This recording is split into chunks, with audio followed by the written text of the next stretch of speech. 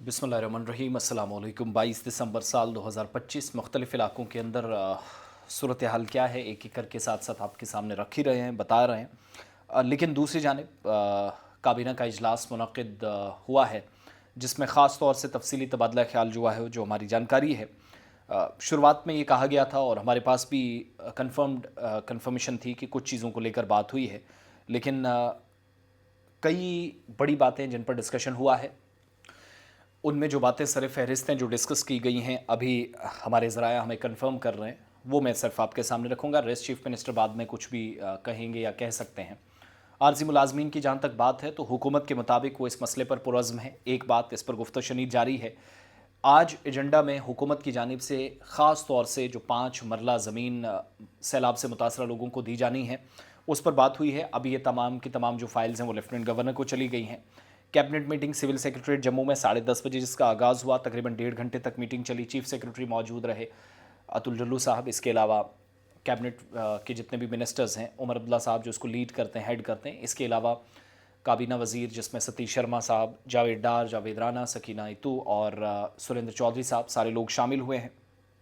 एक बात तो ये कि वो फ़ाइल क्लियर कर दी गई जो लेफ्टिनेंट गवर्नर को गई, वहाँ से हतमी शक्ल उसको मिलेगी वहाँ से सिग्नेचर के बाद, जिसका मतलब ये है कि जम्मू कश्मीर में जो हुकूमत ने अपना वादा किया था कि जिन लोगों को सैलाब से मुकम्मल तौर पर नुकसान पहुँचा है या घर काबिल रिहाइश नहीं है तो 5 लाख ज़मीन उनको दी जाएगी और घर सरकार की तरफ से उसके लिए मनरेगा के तहत बनेंगे, PMAY स्कीम के तहत या मनरेगा के तहत भी चीज़ें एडजस्ट करने की कोशिश की जाएगी, जिस स्कीम का नाम बदला गया। तो एक तो उस पर बात हुई है ख़ास तौर से। इसके अलावा 118 करोड़ रुपए 2 कोऑपरेटिव बैंक्स जम्मू और अनंतनाग के अंदर इनके रिवाइवल के लिए सरकार की तरफ से उसको मंजूरी दी गई है। साथ साथ तफसीलात इस हवाले से भी सामने आई जो शुरुआत में था कि एजेंडे में शामिल है VLWs जो पंचायतों के अंदर काम करते हैं, village level workers, rural development department में, उनकी बेसिक सैलरी को बढ़ाने का फ़ैसला, सैलरी स्ट्रक्चर थोड़ा ऊपर ले जाया जाए, इस पर बात हुई है। और उस पर LG जब फ़ाइल को मंजूरी दे देंगे तो जाहिर सी बात है तनख्वाह बढ़ जाएगी। तमाम 20 अजला में जो 20 DPOs हैं, 20 डिस्ट्रिक्ट्स में डिस्ट्रिक्ट पंचायत ऑफिसर्स हैं, इनकी पोस्ट रीडेजिग्नेट करके ब्लॉक डेवलपमेंट ऑफिसर्स के तौर पर सरकार ने करने का फ़ैसला किया है।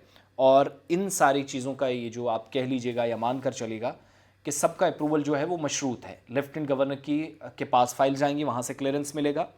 और ख़ास बात ये कि फ़्लड विक्टिम्स को सबसे बड़ी राहत मिली है।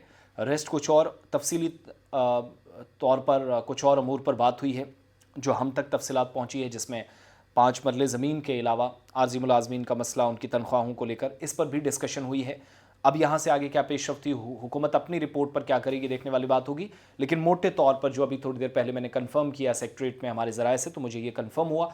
रेस्ट बाकी चीज़ें जो इसके अलावा भी कुछ चीज़ें, चूँकि लेफ्टिनेंट गवर्नर पर के पास फाइल जाने से पहले बड़ी जिम्मेदारियाँ LG की होती हैं, तो वो भी पूरी करने की कोशिश आज के इजलास में जम्मू के अंदर की गई हैं।